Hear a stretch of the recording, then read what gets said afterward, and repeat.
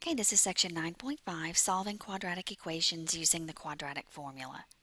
So this is going to be the final way we learn how to solve a quadratic equation.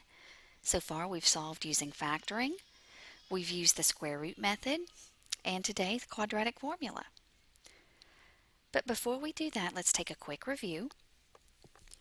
I have negative 6 plus or minus 8 divided by 2. So remember that plus or minus tells me you've got to take two options. So the first option is I could have negative 6 plus 8 divided by 2. And my second option is I could have negative 6 minus 8 divided by 2. Now the first one, negative 6 plus 8, that gives me a positive 2 divided by 2, which is equal to 1. Negative 6 minus 8 gives me a negative 14 divided by 2, which is equal to negative 7. Okay, now let's take a look at the other one.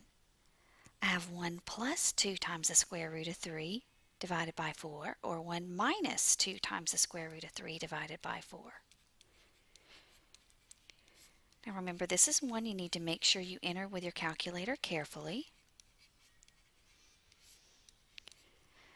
So the first thing you're going to do is you're going to enter into your calculator 1 plus 2 square root of 3, enter, then the divide key 4.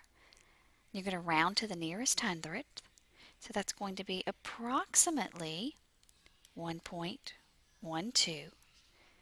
Same thing with the second one. You've got the minus option. 1 minus 2 times the square root of 3 divided by 4. It's going to be approximately negative 0.62. Okay, now let's take a look at the quadratic formula. None of this is new. You're going to notice. Well, let's look at the whole formula first. I have negative b plus or minus the square root of b squared minus 4ac. And all of that is over 2a. Now one of the things that I'm going to notice is, oh, negative b over 2a, that's how I've been finding the x value of my vertex when I graph.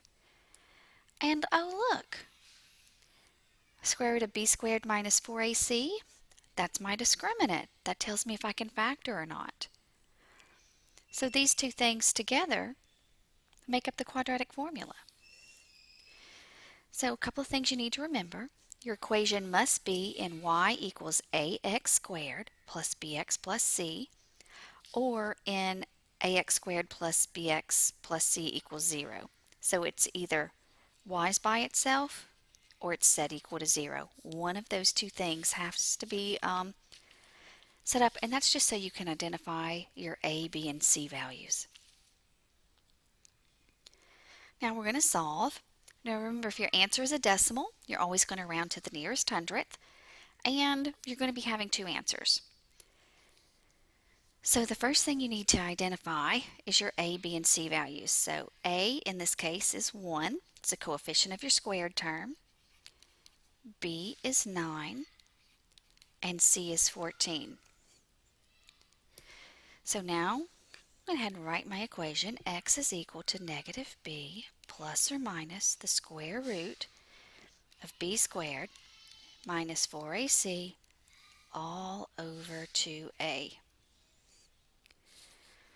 Okay, so x is equal to negative 9 plus or minus the square root of 9 squared minus 4 times 1 times 14. And all of that's over 2 times 1. I'm going to simplify this as much as I can at first. So I have x is equal to negative 9 plus or minus, let's see, 9 squared is 81. 4 times 14 is going to give me 56. So plus or minus the square root of 81 minus 56, all divided by 2. Well, what's 81 minus 56? Oh, that's 25. So I know that x is equal to negative 9 plus or minus the square root of 25 divided by 2. Oh, it's the square root of 25. 5. Oh, let me draw this up here. So x is equal to negative 9 plus or minus 5 divided by 2. So I know that x is equal to negative 9 plus 5 divided by 2, or x is equal to negative 9 minus 5 divided by 2. So when I solve those, let's see, this gives me negative 4 over 2, so x is equal to negative 2. See, negative 9 minus 5, that's negative 14. Negative 14 divided by 2, so x is equal to negative 7. These are my two solutions. Okay, so sometimes we can factor. We can always use the quadratic formula. Okay, let's look at this one. Once again, if we have a decimal answer, we're going to round to the nearest hundredth.